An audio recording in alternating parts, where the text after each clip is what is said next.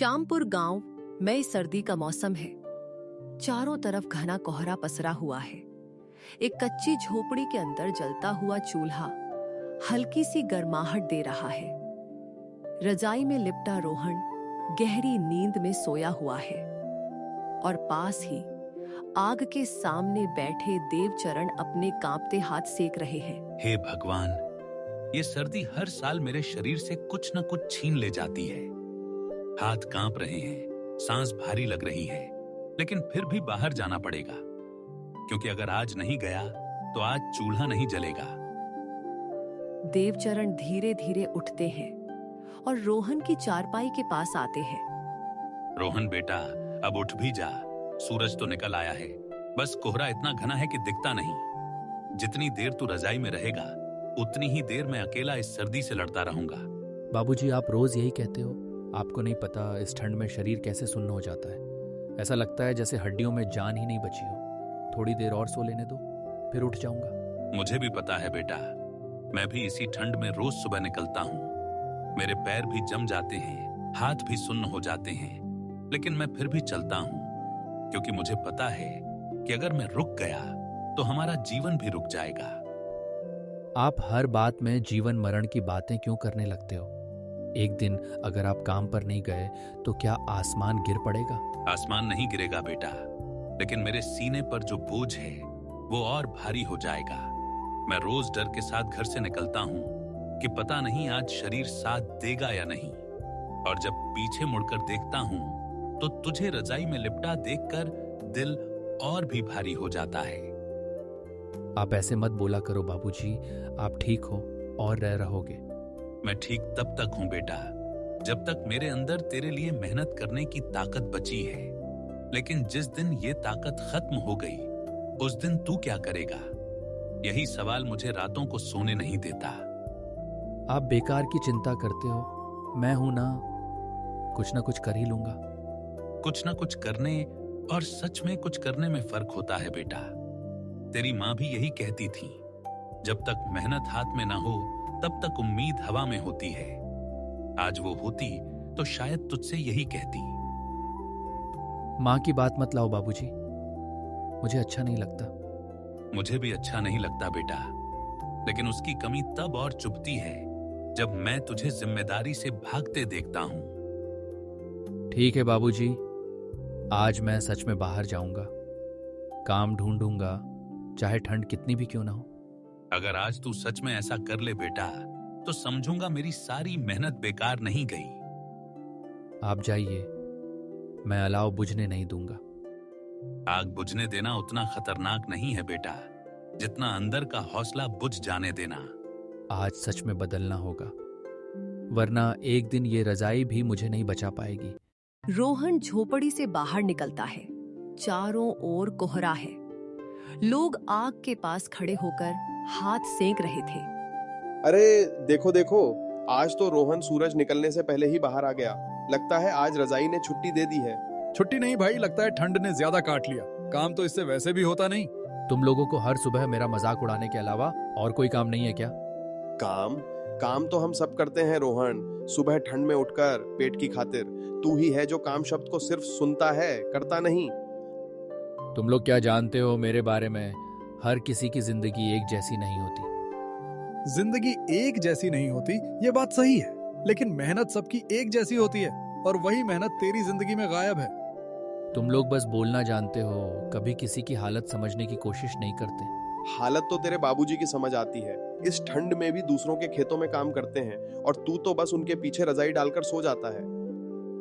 मेरे बाबूजी को बीच में मत लाओ। अगर तू खुद को बीच में लाता तो हमें तेरे बाबूजी को बीच में लाने की जरूरत ही नहीं पड़ती। एक दिन मैं भी कुछ बनकर दिखाऊंगा, तब यही लोग मेरे नाम से पहचानेंगे। बनने के लिए पहले उठना पड़ता है रोहन। ख्वाब रजाई में पूरे नहीं होते। रोहन बिना कुछ कहे वहां से चल पड़ता है। जंगल की ओर जाते कदम, हवा और पेड़ों की सरसराहट। सबको लगता है मैं कुछ नहीं कर सकता। शायद मैं ही गलत हूं। नहीं, मैं गलत नहीं हूं, बस हालात सही नहीं है। वह गांव से दूर बर्फ से ढके जंगल में पहुंचता है और एक पेड़ के नीचे बैठ जाता है। हर रोज यही सुनना पड़ता है। कामचोर, बेकार, बोझ। क्या सच में मैं इतना ही बेकार हूं? कुछ देर चुप्पी। आज दिमाग बहुत भारी है। थोड़ी देर आंखें बंद कर लेता हूं ट्यू। शायद सब ठीक लगने लगे। वह पेड़ के नीचे बैठकर आंखें बंद कर लेता है। इंसान जब मेहनत से भागता है तो उसे सबसे पहले नींद घेरती है। महाराज, हर जगह आप लोग ही क्यों मिल जाते हो? मुझे थोड़ी शांति चाहिए। शांति मेहनत के बाद मिलती है बेटा, आलस के बाद नहीं। आपको क्या पता मेरी जिंदगी के बारे में? इतना पता है कि जो इंसान ठंड में भी उठकर काम करता है उसका भाग्य कभी ठंडा नहीं पड़ता, और जो रजाई में छुपा रहता है वक्त एक दिन उसे बिना रजाई के छोड़ देता है। आप सब मुझे बस ज्ञान ही क्यों देते हो? कोई समझता क्यों नहीं? क्योंकि समझ वही पाता है जो खुद बदलने को तैयार हो। साधु आगे बढ़ जाते हैं। शायद ये सब सच कह रहे हैं। रात को झोपड़ी के अंदर आग जल रही थी। देवचरण बिस्तर पर लेटे हैं। उनकी सांसें भारी हैं। बाबूजी, मैं आ गया। आप अभी तक सोए नहीं? नींद आती तो सो जाता बेटा, आज शरीर कुछ ज्यादा ही साथ छोड़ रहा है। आपका चेहरा बहुत पीला लग रहा है, हाथ भी बर्फ जैसे ठंडे हैं। अरे कुछ नहीं, सर्दी है तो थोड़ा बुखार तो होगा ही। 2 दिन में ठीक हो जाऊंगा। आप हमेशा यही कहते हो बाबूजी, लेकिन हर दिन आप पहले से ज्यादा कमजोर लगते हो। कमजोरी उम्र के साथ आती है बेटा। जब शरीर ने बहुत मेहनत कर ली हो तो एक दिन उसे आराम भी चाहिए होता है। तो आप आराम क्यों नहीं करते? मैं हूं ना, मैं कुछ काम कर लूंगा। तू काम करेगा, ये सुनने में अच्छा लगता है बेटा, लेकिन जब तक तू खुद बाहर नहीं निकलेगा तब तक ये बस शब्द ही रहेंगे। आज खेत से लौटते वक्त पैर लड़खड़ा गए थे। कुछ पल के लिए लगा शायद आज घर वापस ना आ पाऊं। ऐसा मत कहिए बाबूजी, आपको कुछ नहीं होगा। मुझे नहीं, मुझे डर तेरे लिए लगता है। मेरे लिए? अगर मैं कल ना उठा तो तू क्या करेगा रोहन? किसके सहारे जिएगा? आप ऐसा मत बोलो बाबूजी, मैं संभाल लूंगा। संभालना तभी आता है बेटा जब जिम्मेदारी समय रहते उठा ली जाए। बाबूजी, आप ठीक तो हैं ना? सीना जल रहा है, सांस भी भारी लग रही है। अब बहुत हो गया, कल सुबह आपको डॉक्टर के पास ले चलूंगा। पैसे नहीं है बेटा, डॉक्टर बेवजह परेशान करेगा। पैसों की चिंता मत कीजिए, मैं कुछ न कुछ कर लूंगा। अगली सुबह रोहन देवचरण को लेकर डॉक्टर के पास जाता है। अगली सुबह डॉक्टर का कमरा। कुछ पल की खामोशी। इनकी हालत गंभीर है। ठंड की वजह से इन्फेक्शन फैल गया है। ठीक हो जाएंगे ना डॉक्टर साहब? ऑपरेशन करना पड़ेगा। पैसे? 60,000। 60,000? मैंने तो कभी 600 रुपए भी नहीं कमाए। रोहन देवचरण को लेकर वापस घर आ जाता है। कमरे में कुछ पल खामोशी छा जाती है। रोहन बेटा, मेरी तो अब उम्र हो चली है। तू मेरे बारे में मत सोच।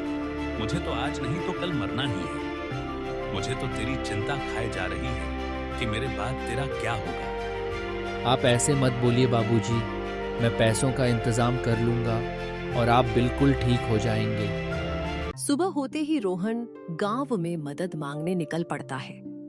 दिल में डर है, लेकिन पिता की जान का सवाल उससे बड़ा है। रोहन सरपंच के घर पहुंचता है। सरपंच जी, मैं बहुत उम्मीद लेकर आपके पास आया हूँ। मेरे बाबूजी बहुत बीमार हैं, डॉक्टर ने ऑपरेशन बताया है। और तू ये बात अब बता रहा है? जब तेरा बाबूजी सालों से मेहनत कर रहा था तब तू कहाँ था? मैं मानता हूँ मैंने बहुत बड़ी गलती की है, लेकिन आज गलती नहीं, जान बचाने की बात है। जान हर किसी की कीमती होती है रोहन, लेकिन भरोसा उससे भी ज्यादा कीमती होता है। और तूने गांव का भरोसा कब का तोड़ दिया है। मैं दिन रात काम करके आपका एक एक पैसा चुका दूंगा। मेहनत और तू, ये बात सुनकर हंसी आती है। तो आप मेरी मदद नहीं करेंगे? नहीं रोहन, मुझे डर है कि तेरे वादे सर्द हवा की तरह खोखले हैं। सरपंच से निराश होकर रोहन गांव के एक सेठ के पास जाता है।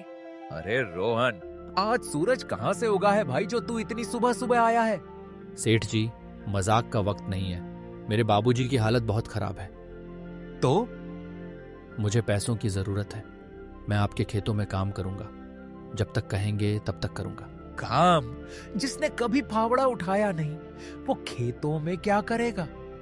अगर आज मुझे मौका मिला तो मैं साबित कर दूंगा कि मैं बदल चुका हूं। बदलाव शब्दों से नहीं आता रोहन, और गांव तेरे शब्द बहुत सुन चुका है। मेरे बाबूजी ने सारी जिंदगी दूसरों के लिए मेहनत की है, आज उनके लिए कोई खड़ा नहीं हो रहा है। अगर मैं आज तुझे पैसे दे दूं तो कल पूरा गांव मेरे दरवाजे पर आ जाएगा। तो मतलब आप भी मेरी मदद नहीं करेंगे? नहीं रोहन। सेठ से भी निराश होकर रोहन का आत्मसम्मान टूटने लगता है। धीरे धीरे वह पीछे हटता है। रोहन जंगल की ओर बढ़ता है। गलती मेरी थी, लेकिन सजा बाबूजी क्यों भुगत रहे हैं? अगर मैं पहले से मेहनत करता तो आज किसी के सामने हाथ फैलाना नहीं पड़ता। वही पुराना पेड़, वही सन्नाटा, ठंडी हवा चल रही है, सूखे पत्तों की सरसराहट सुनाई देती है। रोहन टूट चुका है, लेकिन उसी टूटन में उसे सच्चाई समझ आने लगती है। हे भगवान, अगर मेरी सजा मुझे मिलती तो मैं चुपचाप सह लेता, लेकिन बाबूजी को क्यों? आज समझ आ गया, मेहनत नहीं तो इज्जत नहीं, मेहनत नहीं तो मदद नहीं। तभी कदमों की आहट सुनाई देती है। वहां साधु वेद प्रकाश प्रकट होते हैं। अब तू रो नहीं रहा रोहन, अब तू समझ रहा है। महाराज, आज अगर मैं टूट गया तो मेरे बाबूजी नहीं बचेंगे।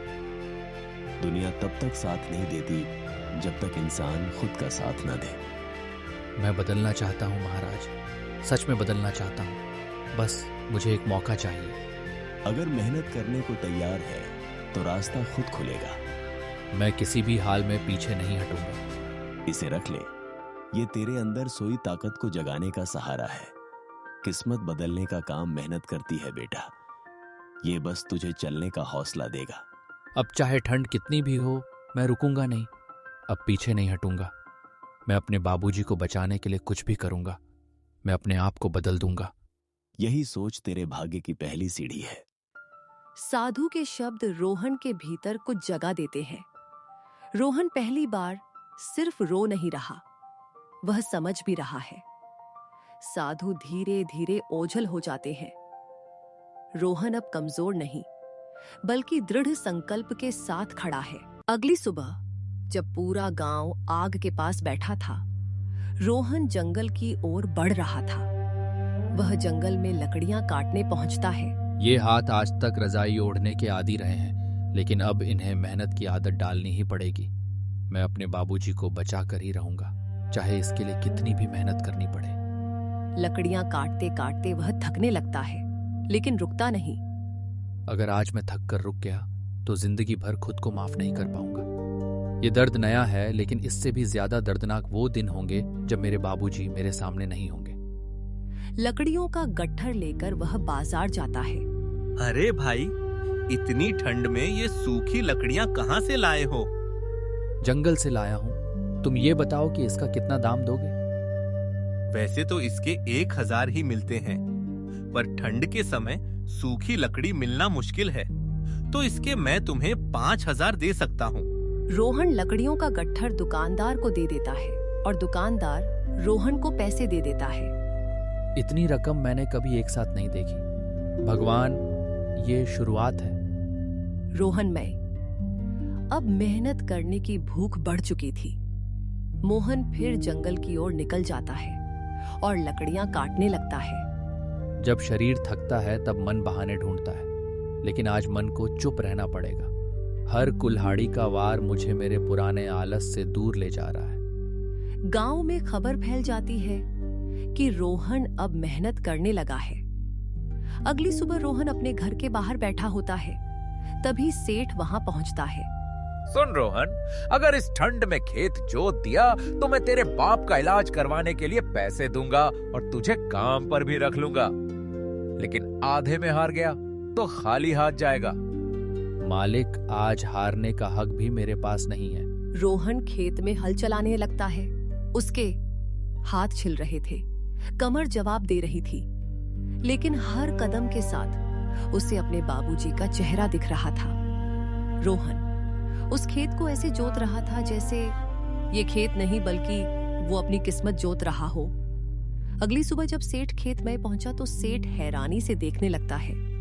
पूरे 10 बीघा तूने बिना रुके जोत दिए, जब मजबूरी जिम्मेदारी बन जाए तो इंसान रुकता नहीं। ये ले पैसे, और आज से तू मेरी नजर में एक अलग इंसान है। सेठ से पैसे लेकर रोहन डॉक्टर के पास पहुंचता है, जहां उसके बाबूजी का ऑपरेशन हो रहा था। डॉक्टर रोहन से बोला, तुम्हारे बाबूजी का ऑपरेशन सफल रहा, वे बिल्कुल ठीक हो चुके हैं। बाबूजी, आप ठीक हो गए। आज तूने मुझे नहीं, खुद को बचाया है बेटा। बाबूजी को ठीक देखकर रोहन वहां से जंगल की ओर निकल जाता है। वो वहां पहुंचकर साधु की इंतजार करने लगता है। थोड़ी देर में साधु वहां आ जाते हैं। महाराज, आपकी पोटली ने मेरी किस्मत बदल दी। वो पोटली में राख थी। तो फिर ये सब जादू सा कैसे हो गया? जादू तो तेरे हाथों में था, मैंने तो बस तुझे उस पर भरोसा करना सिखाया। मतलब भाग्य? मैंने सिर्फ तुझे भरोसा दिया था, और तेरा भाग्य तूने अपनी मेहनत से बदला है। रोहन, इस बात को हमेशा याद रखना, भाग्य हमेशा मेहनत के पीछे चलता है। मैं समझ गया हूं, मेहनत ही वो आग है जो जमी हुई किस्मत को भी पिघला देती है। इस कहानी से हमें यह शिक्षा मिलती है कि समय रहते मेहनत करना ही ठीक होता है, वरना अगर समय मेहनत सिखाने पर आता है तब बहुत कठिनाई आती है।